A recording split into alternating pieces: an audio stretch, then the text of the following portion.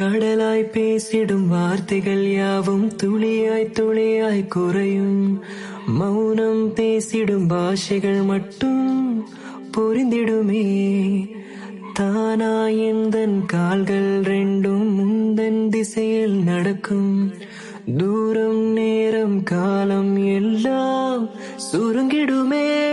இந்த காதல் வந்து விட்டால் நம் தேகம் மிதந்திடுமே.